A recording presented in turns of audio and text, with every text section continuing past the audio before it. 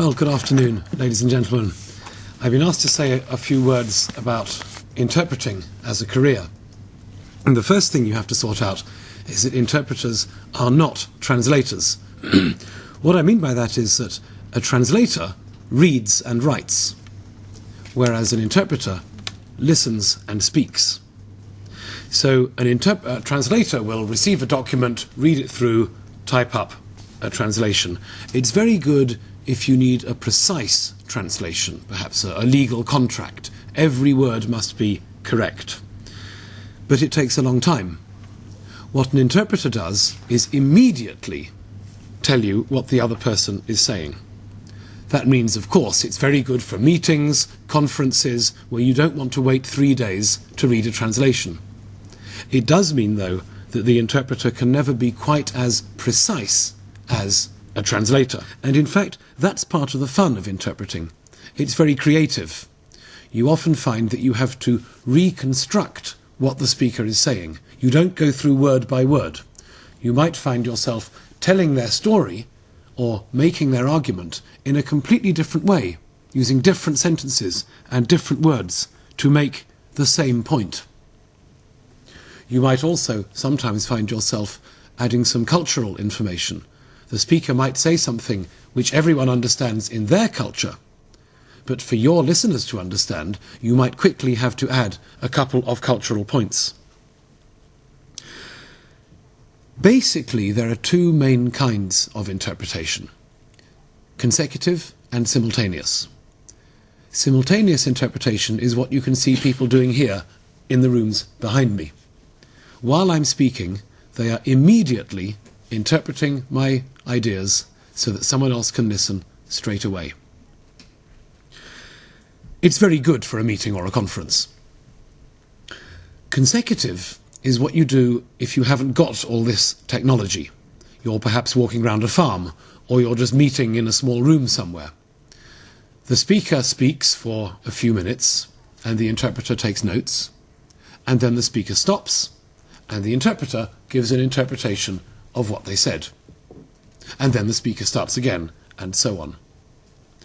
The problem with consecutive interpretation, of course, is that it's much slower. So most people prefer to use simultaneous interpreters when they've got the technology to do it. So what kind of person wants to be an interpreter? Well, it's people who like the stress, the excitement of interpreting. It's you there. You're in the hot seat. You have got to understand what the other person is saying and interpret it straight away. It's very different from translation. Translator, you get a document in, you've got time to look up the vocabulary or to think of just the right word, the perfect word to translate the word in the original. Translation appeals to people who are thorough, who like to be careful. Although it's important to remember that translators very often have to work under time pressure as well. Interpreting appeals much more to people who enjoy the adrenaline of having to get it right now without waiting. Some people find that rather frustrating. A translator, at the end of the day, has a nice document. They've checked it through, they've done it well, it's perfect, they can send it off to their customer. An interpreter, at the end of the day, has nothing. The conference is finished, you go home. I personally like that. I don't take my work home. But some people find it frustrating. Another aspect of interpreting is that we tend to travel a lot. Meetings don't take place outside your house. You might find yourself travelling all around Europe or all around the world. Well, some people love that. Other people don't. But you're not going to escape it if you're an interpreter. Probably the best thing about interpreting is what I just said. It's exciting, it's creative. There's lots of adrenaline, lots of enjoyable pressure on you. Another advantage is quite often you'll be going to interesting conferences, very varied conferences, meeting lots of people. You might meet all kinds of VIPs who you otherwise only see on television.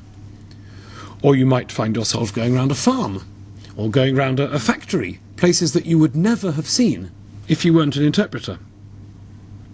You might find yourself in some big castle somewhere, or going to a fancy dinner where you will be eating the same fancy food as the delegates, which is a nice advantage.